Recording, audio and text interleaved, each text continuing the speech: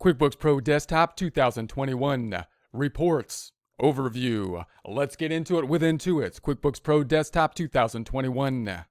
Here we are in our Get Great Guitars practice file. We currently have the open windows open. You can open the open windows by going to the View dropdown, selecting the open windows list. We're now going to be talking about reports, how to get into the reports, different ways to get into the reports, and how to group those reports or different ways the grouping of the reports can be seen. Before we get into the reports, I want to just reiterate and remind ourselves every time we look at the reports that the two main reports, which I would call the financial statement reports that we will be dealing with all the time, are going to be the balance sheet and the income statement. Balance sheet and income statement. The statement of cash flows is also a main financial statement report, but the balance sheet and the income statement are the two that you will be working with all the time. They're going to be including basically all your chart of accounts will be lined up somewhere in the balance sheet and the income statement. All other reports, or most other reports, or pretty much all other reports, will be supplemental reports giving added information to some line item, some amount on the major financial statements reports, balance sheet, and income statement. So the first thing I just want to note that when we think of reports, although the balance sheet and the income statement, if I hit the drop down, are kind of lined up here along with basically all the other reports, just like it's just another report, those are your core reports. Those are the main reports. Those are the reports that are your financial statement reports. The other ones are going to be supplemental information, typically breaking out more information for them. Okay, so now that as we go into the reports, there's a couple ways that we can get into the reports. One, and the way I would typically do it, is to go to the reports dropdown. You can go to the reports center here. Once you get used to where the reports are, and as we will do in the future presentations, you can then go to the dropdown down here and simply go to the dropdown for your reports. However, this format can be a bit tedious because you can see there's a lot of information here. If I don't know where the report is, if I have a new report, then it might be easier to go to the report center. So in other words, I would practice or start out with the report center, as we will do. Once I understand where the report is, and I've gone to it a lot of times, such as the major financial statement reports, balance sheet and income statement, then I'll typically use this drop-down type of setup, and that'll be the fastest way to go for like the general setup, unless I was to do something special, saving those reports into another specialized area, which we'll take a look at shortly. So I'm going to go to the reports dropdown and then the report center. And this will give you a nice kind of layout. I don't think this is the fastest way to get into the reports, but this gives you a kind of breakout and a little visual view of the reports and a different search field for the reports so that you can search for them a little bit more easily. Obviously, we have the full screen type of search here. So if you don't know where a report is, or you're kind of browsing through the reports to think about a report that might fit your needs, something that you're looking for, then this is probably the way you want to go. You can see it's going to be grouped on the left-hand side, and then we'll have the reports that we could view in different views on the right-hand side. I'll go into that in a little bit more detail shortly. Once you have worked with these reports a lot, once you know where the report is, once again, I would then go to the drop-down and start to find them in this drop-down type format, or you could use some of the other options they provide as well. Notice on the open windows side down here, we have this favorite reports. This window is something that I don't typically use in my practice a lot, but I can see how it could be really useful. I can see how it could be nice. I might use it basically in the future. And you could save some reports here into this item. Now this item over here is the same as if I go to the standard tab up top, if I go to the favorites tab, this would be the same basic thing, right? These are the favorite reports here. You can add items to the favorite reports. One way you could do so is go to the customized reports over here, and then we can select the report that we want, add them to the favorites, and then we can maneuver them in terms of the order up or down to have their favorite reports in whatever order we want. So if I want the balance sheet on top, then I could say balance sheet income statement, probably the way I would actually prefer to see it there. So I'm going to say okay. And so there we have the balance sheet and then the income statement over here. And then on this section, same thing, but they always put the income statement on top just in terms of the categorization, because that's in the default categorization. So I don't use it over here that much because I always have the open windows open. But again, I think that's a nice shortcut to have. I wouldn't probably go into the favorite windows here, but they also have it in the drop down. If you go to the reports up top, now you have your favorite reports right there. That might be a little bit faster than even going down here and then going all the way down basically to the balance sheet. So that's another way that you can think about organizing your reports. Also note that once you get used to and understand these reports, you might adjust them. You might adjust, like get the pennies, like remove the pennies. You might want a different font for your reports or something like that, the size of the font. So you can make those adjustments if you so choose. And then instead of making those type of adjustments every time, you can memorize the reports. So in this tab here, you've got the memorized reports. And this is another way that you can, one, customize the reports so that you have reports that are not just the standard and some that you have put your custom touch on. For example, you might want to call the income statement report the profit and loss report an income statement report. Right? You might want to rename it if you feel more comfortable with that naming, or if you think it will distinguish yourself from other people that are doing bookkeeping and whatnot, which it could, right? Little touches like that, or changing the font could change things and customizing the reports. Then you can memorize them here, and it'll have your categorizations for you so that you can then just change the date and it'll have your memorized settings. You can also go to the reports up top and take a look at your memorized reports. So it gives you a nice little grouping up top here.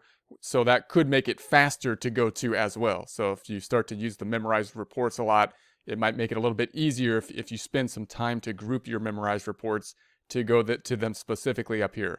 Now, again, one default with using like a report center, like the favorite reports and memorizing the reports, is that then when you talk to somebody else, then they don't have your memorized report. So if you try to guide someone else on how to get to an income statement, and you've used an income statement so much because it's in your memorized reports and you've kind of forgotten that it's actually called a P&L or a profit and loss in the standard format of QuickBooks, then it's hard to work with other people. So a lot of times, if I'm customizing the report, I will memorize it so I don't have to redo the setup. But if I'm just going to some standard thing like a standard profit and loss or standard area, a lot of times I like to use the defaults that are already in QuickBooks so that when I communicate with an employee, or I communicate with a supervisor, or I communicate with a client, I can tell them where to go on their system where they don't have my customizations, where they don't have all my saved reports and whatnot that are all in different areas that I think is a little bit faster. So if I'm changing the report, in other words, then I'll change it and memorize it. If I'm not changing the report, then I typically will keep the standard, although I can understand why it would be useful to save them and do whatever works for you. That's just what I think. So then if we go to the recent area, these are going to be the recent reports that have been opened up, and then contributed reports. If you're working out with teams and multiple people, you could have multiple reports, and these reports, you could see how they've been formatted in different ways. So they took a report and they formatted it, and so then they saved that formatting. So you might, if you're looking for a report that's customized, then you might look in here and see if you can find a special type of report that has some settings that are customized in here. So I'm going to go back to the standard area. That's going to be the typical place where you're going to start off. And then you want to basically work from here, and that's going to be your starting point. Now, when you look at the reports, they will be overwhelming because there's a ton of reports. But just remember that the bottom line of what you're creating is the financial statement, balance sheet, income statement.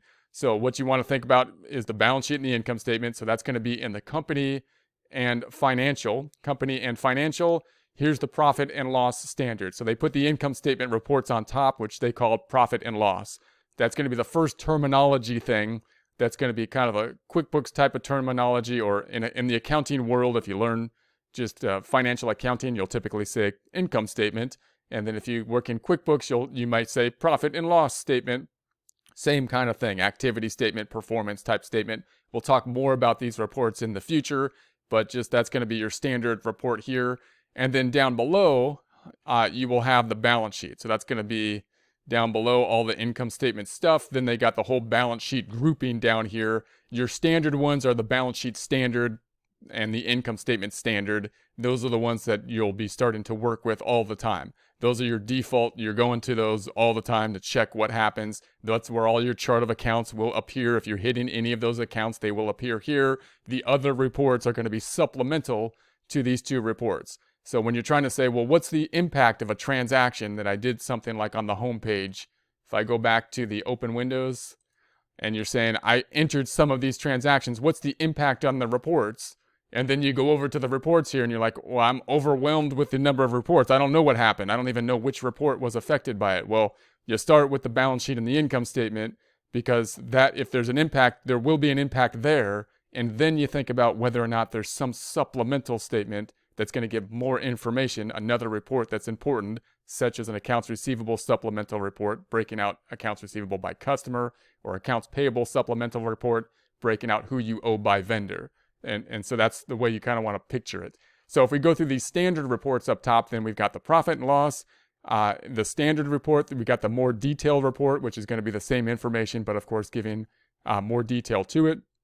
Profit and loss, year-to-date comparison. Now, some of these reports we can actually generate like a year-to-date comparison. I can use the profit and loss, and we'll actually do that and use the options to make a comparison type of report and whatnot. So you can see how you can do that with the options. In other words, this report can be generated from, at least a similar report can be generated from a standard profit and loss report. And it's useful to know how to do that so you know how the functions will be set up. So we'll actually take a look at that. And once you get your comparative report the way you like to see it, then you might want to save that comparative report as a memorized report in the format that you think is most useful. And then we have the profit and loss by job report. So if we use jobs in a job cost type of system, then we can do that. We might talk more about a job cost system after the practice problem, although we'll talk a little bit about a job cost system or jobs when we go through our practice problem. And then by class, class is another kind of system that if you have multiple different locations, you can basically assign a class, and that'll give you a profit and loss kind of by location if that's how you used the classes. Another specialty kind of area, we might get into classes more after the practice problem because it's a specialty area, but really a useful tool if you need it, if it's something you need. So we might get into that later. Profit and loss unclassified. Then we have the income and expense reports. Now, of course, these are kind of related to the income statement because they're giving us more detail on something on the income statement, income and expenses. So they're breaking out the income and expenses in some way different than on the income statement. So in this case, income and expenses by customer. And then we have income by customer detailed report. So now they're breaking out income not by category, like utilities, phone bill, and whatnot, but by customer. Expenses by vendor.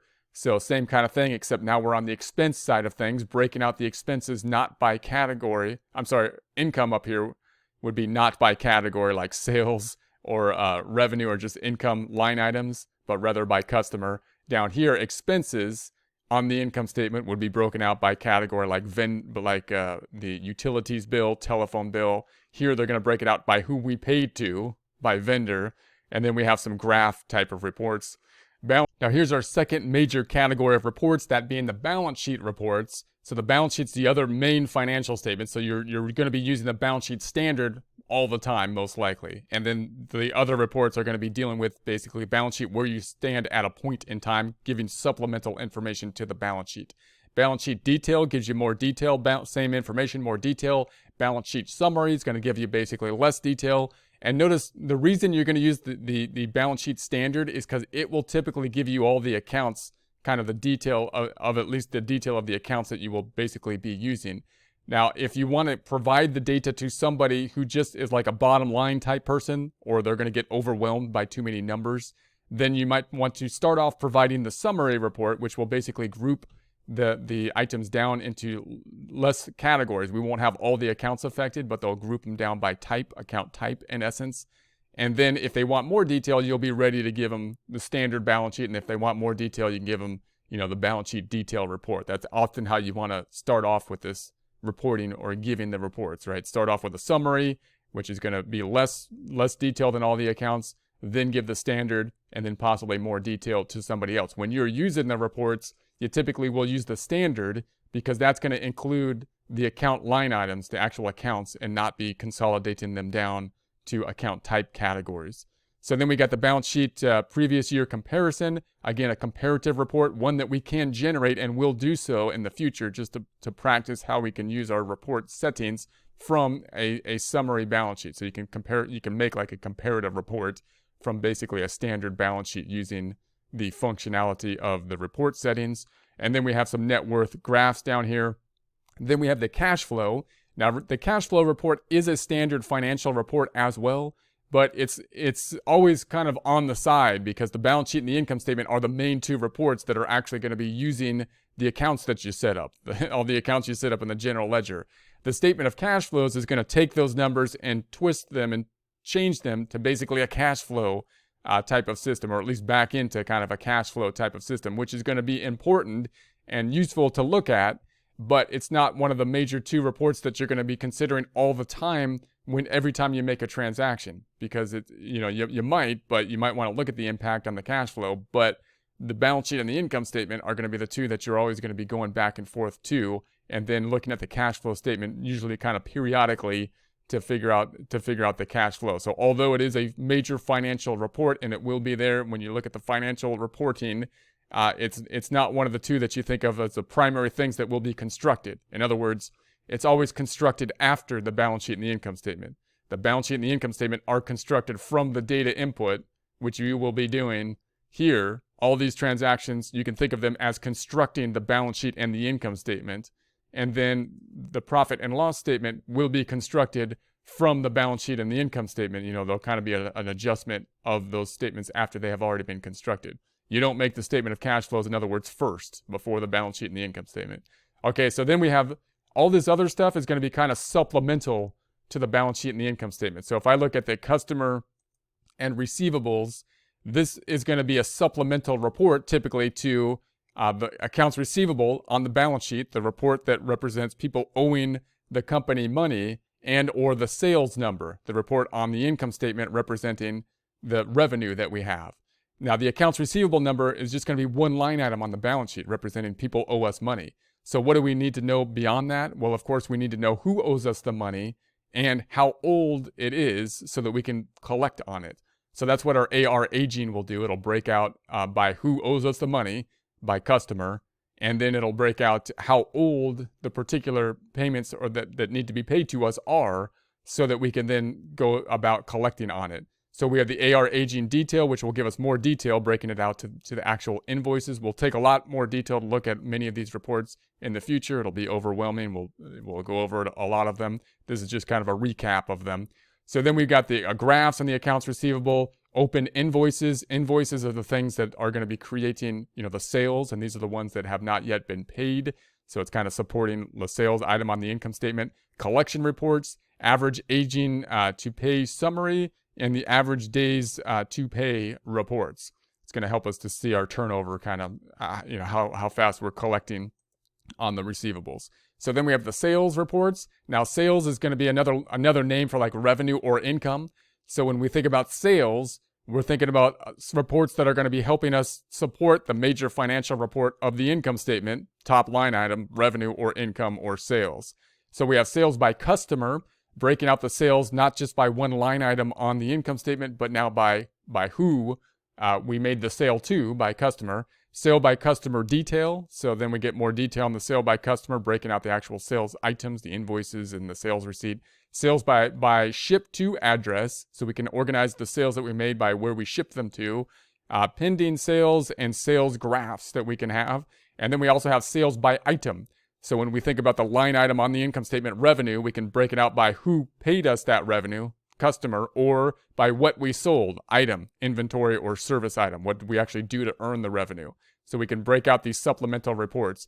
Notice this is why the income statement only has one line item, or has one or two or a few line items for revenue.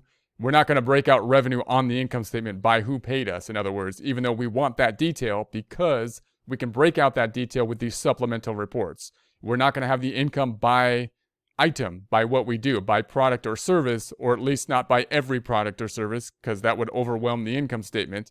And we can break out that detail on supplemental reports that will then supplement the primary report, the primary financial statement of income, revenue, sales. And then we can have sales by rep. If we have sales reps that are making the sales, we can break it out by rep. Then we have the jobs, time, and mileage. This would be specific to like a job cost type of system. Job profitability summary if we're breaking out by jobs. Jobs are typically going to be used, the standard thought would be like a construction company that has long-term jobs. So they're working on the same job for a longer period of time that they're going to have to apply to a particular job. Then we got to apply the reports out, and these reports will be specific to that situation. We're not going to spend a lot of time on that on this practice problem because it's a specialty area, but we might have some information after the practice problem focusing in on a job cost system. If that's a field that you are in, it's a specialty kind of field, could be good specialization. These would be reports that would be useful for job costing type of system. Then we got vendors and payables. Now we're on the vendors and payable side. So if we're talking about vendors and payables, we're supporting the major financial statement reports on the balance sheet of accounts payable, meaning we owe somebody money, and that's what's reported on the balance sheet in accounts payable. Then we got to know who we owe money. It's just like accounts receivable, but on the other side. If I owe people money, then the question is, who do we owe and how outstanding is it? When do we have to pay it?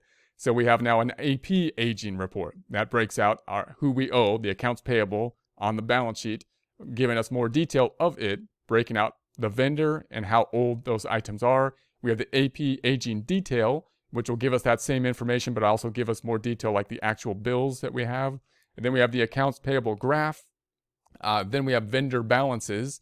So vendor balance summary, that's going to break out who we owe by vendor. So this is just, instead of giving us the aging with it as well, it's just saying here's the vendors that we owe that should tie out to the accounts payable on the balance sheet. Vendor balance detail, which will give us the actual bills that created the fact that we owe these vendors money. Then we have the unpaid bills detail, so the bills that have not yet been paid. Transaction list by vendor, so we have our transactions by vendor, and then we have our 1099 reports. Now the 1099s are something we may have to report at the end of the year to the government, right? We got to tell them that we paid someone money, so we can set up particular vendors as people that qualify for somebody that needs a 1099. And if we do so, then we can run these 1099 reports, which will tell us how much we paid, not by just any vendor, but by vendors who are subject to us needing to issue them a 1099 report. Then we have sales tax reports. So this is a special kind of vendor report. We'll be tracking our sales tax. We're going to owe something to the government. That's kind of like a vendor to us. And we'll track the payable there on the sales tax report. So it's supporting a line item on the balance sheet, sales tax. And then we have other lists, including the phone, contact lists for all of our vendors as well. Let's go to the purchases. Purchases by vendor. So we have the purchases by vendor summary. So we can say like what we purchased, and we can break that out by who we purchased it from. Purchases by vendor detail. So when we think about purchases, we could be thinking about basically inventory items. We might have been purchasing inventory, which is supporting a balance sheet item of inventory. Or we might be saying we're purchasing something in terms of the income statement, like purchase services, for example, that could be an income statement line item. And then again, this will be a supporting schedule to those line items, purchasing that or sorting that information in a different grouping by vendor, by who we purchase from. Purchases by item. So we can also select our purchases by item. So once again, in this case, you would be thinking about purchasing like inventory items. So when we think about the purchases, we would be sorting them by what we purchased by what we actually purchased, not who we purchased it from, but what we purchased. Purchased by item detail. Next, we have open purchase orders. So open purchase orders, those are going to be things that we'll see when we go through the purchasing process. We may have purchase orders, which means that we placed an order, but we haven't made a payment, and we haven't made a payment, and we haven't received the inventory. So this one actually doesn't support something on the financial statements. This one's kind of weird. So if I jump over to the home page here, you'll recall that the purchase order is something that's going to start off the process if we go through the process of a purchase order, and that means that we requested inventory, but we haven't paid for it. We haven't got the inventory. And then we're going to receive the inventory in the future. No effect on the financial statements, although we want to track the open purchase orders so that when we get them, we can tie out, what we requested to the actual items that we have received in the bill that we have received. So that's that kind of oddball one. We would like to have the reporting on that, but it's actually not supporting anything on the financials because it hasn't yet hit the financials, given the fact no financial transaction has happened due to the fact we haven't got inventory and we haven't yet paid for anything. Next, we have inventory. So if I go over to the inventory, this will of course be supporting, it would only be used if we're tracking inventory, if we're actually tracking inventory within the system. And then it would be supporting the balance sheet item of inventory. The balance sheet item of inventory on the balance sheet has one line item reporting all inventory represented by a dollar amount, not a unit amount, but how much the dollar cost of inventory is. So then we have the inventory valuation summary, which is going to give us more detail of the inventory information, including, what items we actually have. So inventory valuation detail reports. So what else do we need to know about inventory? Well, if we're tracking the inventory items, we need to know which items we have. What are the actual items of inventory, and what are the cost of that inventory? And we might also want to know then the sales price of the inventory. So inventory stock status. So again, it's going to give us some more information, supporting information about the detail of the inventory line on the balance sheet. Physical inventory worksheet could help us to basically make a worksheet to do a physical inventory count because we're using a perpetual inventory system in QuickBooks, but we want to tie that out to basically a physical inventory count. So then we have the employee reports, and there's going to be a ton of reports regarding payroll. And you saw when we did the payroll transaction, if we're actually running payroll through QuickBooks, then we're going to have all the detailed information to help us to generate the reports that are going to be necessary. We got to report W-2 information. We got to report the 941 quarterly tax returns, the 940 yearly tax return. And so there's a whole bunch of reports that'll help us to group that information with regards to inventory. But again, they're simply supporting line items that are on the balance sheet and the income statement. Income statement line items like payroll expenses and payroll tax expense, if we broke out the payroll tax expense, as well as the balance sheet items such as payroll tax liability. So I won't get into a lot of detail with payroll. It's a specialty kind of area, but you get the idea. Same kind of system. These are supplemental reports that are breaking out all the detail you need with all the different payroll and by employee and by pay period and whatnot, by quarter, by a year. But it's still supporting the information that in essence are summarized on the balance sheet and income statement. Banking information, this is going to be supporting basically the balance sheet item of cash. So we got the deposit details, so we can take a look at the deposits that were made, breaking out the cash increases, supporting the balance sheet item of cash.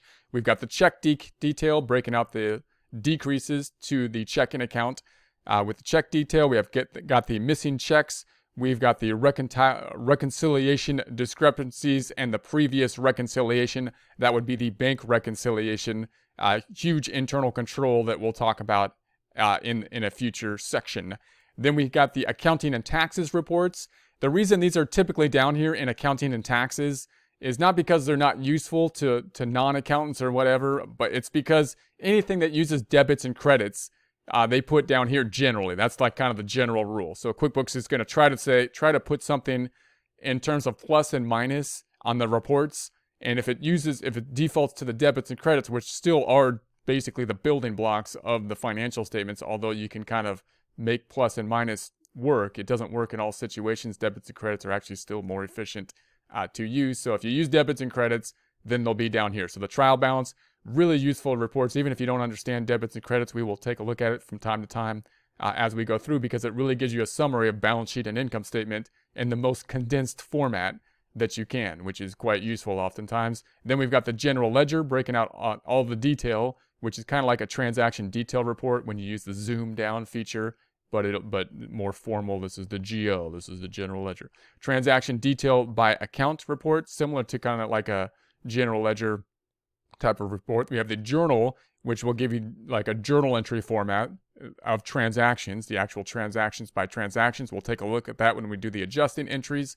We've got the audit trail report, voided deleted transaction summary, which can be useful, voided deleted transaction detail, transaction list by date. This one can be really useful if you are billing people, if you're a bookkeeper and you're billing people and you don't want to bill them hourly, but you'd rather bill them by how many transactions. You could say, hey, look, if I do, 1 to 50 transactions, I bill you so much. If I do, 51 to 100 transactions, I bill you so much. Run this report, count how many transactions you have done, bill them based on transaction rather than hours. That might be an easier system to use sometimes. Listing, we've got the account listing, fixed asset listing that'll support the fixed assets, and of course the GL accounts report that can help you to, have a report in front of you of all the accounts that are listed on your accounting. Your income taxes, income tax preparation, and the income tax summary report, income tax detail. These can be useful. They're not as useful as you would think because when you do your taxes, you still typically have to start with basically income statement, balance sheet, and do adjustments to them. but they might become more useful, and they might be more useful if you're using software that Intuit owns as well. Intuit owns QuickBooks. If you're using software that Intuit owns for tax preparation, then it might be easier to do the data input tax-wise for it. Budgets, so these are going to be projecting into the future. So these aren't really supporting the balance sheet and income statement because they're projecting into the future as opposed to predicting on past data. So these would be based on usually the balance sheet and income statement, but we'd have to make them projecting them into the future, and then we can do like a budget versus actual comparison. We will take a look at the budgeting process and how to put together a budget in our practice problem reports as well. And then we have things that are going to be included under lists. So these are often contact type things. And so we have the customer phone list and we have the customer contact list. These might be able to be found under the customers and receivables as well. But if you're thinking about just a list of vendors, customers, this might be the easier place to go. Vendors, same thing. List of the phone, list of contacts, employees, same thing. We have the list of the employees down here. And then you have the other names. These are things that were not set up as a customer or vendor. You set them up as other, like a bank or something like that. And you can have a list of the other items as well. Listing, we have the account listing, item price listing. So you can have a list of the accounts, a list of the items and prices, item listing, payroll item listing. So these are going to give you just a straight list of some key elements within the bookkeeping system. Fixed asset listing, term listing, to-do notes, memorized transactions listing.